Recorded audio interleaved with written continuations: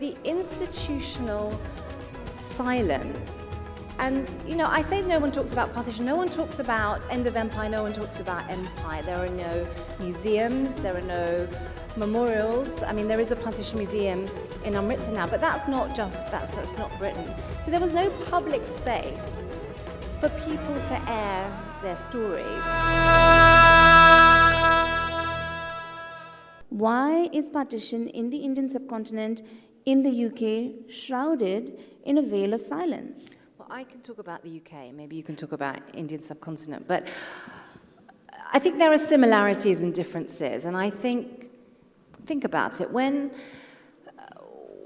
people migrated, and it's probably worth pointing out for those that came to Britain that the large majority of people who came from the Indian subcontinent to Britain in the 50s and 60s and 70s had connections with partition, in that their lives had been so disrupted once. Why not come? Why not try and rebuild your life?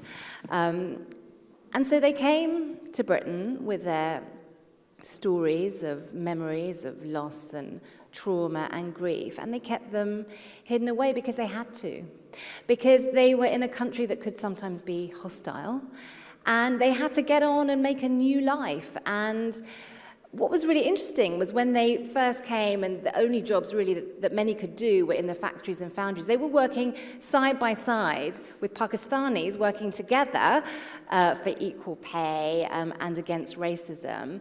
And so the differences so exposed on the Indian subcontinent were not that in Britain.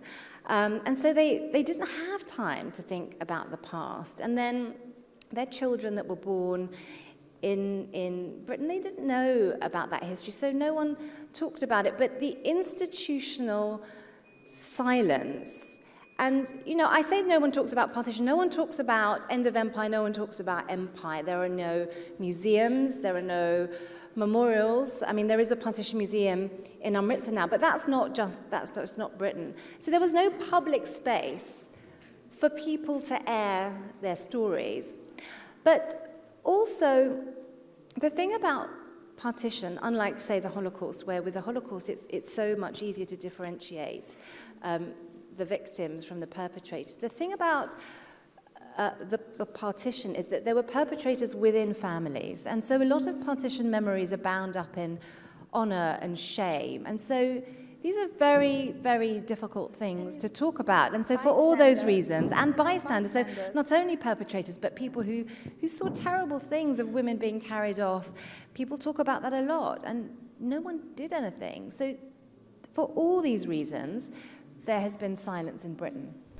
If you've enjoyed the conversation that you just heard, do subscribe to our channel for much more.